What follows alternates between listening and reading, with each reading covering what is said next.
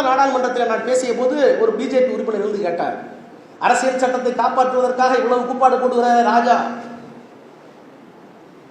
அந்த கட்சியினுடைய தலைவர்கள் பெரியார் அண்ணாவெல்லாம் அரசியல் சட்டத்தை எரிக்க முற்படவில்லையா, எரிக்கவில்லையா என்று கேட்டார்.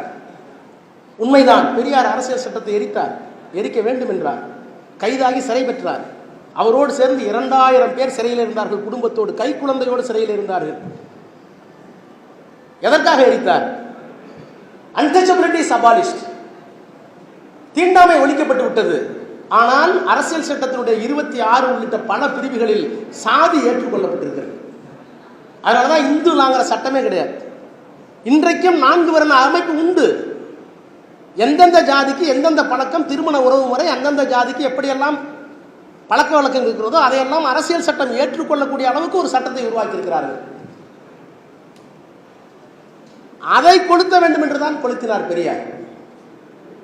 அப்படி கொளுத்துவதற்கு முன்னால் சொல்லிவிட்டு போனார். நான் அப்படியே சொல்கிறேன், தமிழர்களுக்கு இன ஒழிய சாதியை ஒழிக்கவும், பார்ப்பன பனியா ஆதிக்கத்திலிருந்து தமிழ்நாட்டை பிரித்து தனித்தமிழ்நாடு ஆக்கவும், சாதி ஒழிப்பு, தனித்தமிழ்நாடு 2 காரணங்களுக்காக என் உடல், பொருள், ஆவி, பொருள் எல்லாவற்றையும் இழக்க தயாராக சித்தமாகிவிட்டுத்தான் நான் சிறைக்கு போகிறேன். வருக, வணக்கம் வணக்கம் வணக்கம் என்று 3 முறை வணக்கம் வைத்துவிட்டு சிறைக்கு போனவர் தான் தந்தை பெரியார்.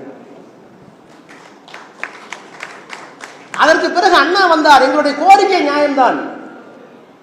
நாங்கள் பிரிவினையை கைப்பற்றிட்டோம், ஆனால் பிரிவினைகளுக்கான காரணங்கள் அப்படியே இருக்கிறது என்று சொல்லிவிட்டு ஆட்சி பொறுப்பிற்கு வந்தார்.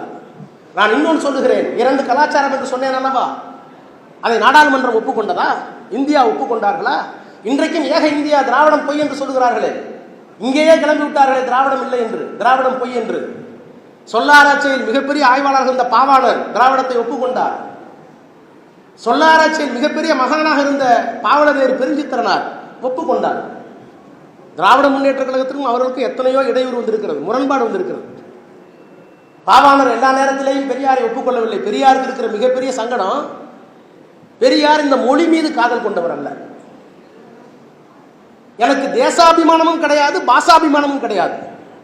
இந்த தமிழ் சிவபெருமான் பேசியது, அகத்தியர் பேசியது, இந்த புருடெல்லாம் என்னட்ட வச்சுக்கான.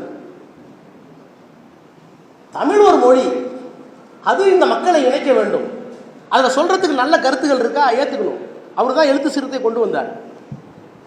ஆனால் அதையெல்லாம் தாண்டி தமிழுக்கு ஒரு பெரிய மகத்துவம் இருக்கிறது என்று சொல்லுகிற போது பெரியார்கள் உடன்பாடு அல்ல. அங்கேதான் அண்ணா வேறுபட்டார். சாதியற்ற சமூகம் வர வேண்டும் என்று தந்தை பெரியார் விரும்புகிறார். மதவெறி இல்லாத ஒரு தமிழகம் வேண்டும் என்று பெரியார் விரும்புகிறார். பெண்ணடிமை இல்லாத ஒரு தமிழகம் வேண்டும் என்று பெரியார் விரும்புகிறார். அதற்கு பகுத்தறிவை பயன்படுத்தி என்று எல்லாவற்றையும் உடைக்க விரும்புகிறார்.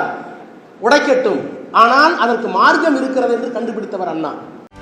செய்திகளை உடனுக்குடனும் துல்லியமாகவும் தெரிந்து கொள்ள சப்ஸ்கிரைப் பண்ணுங்க.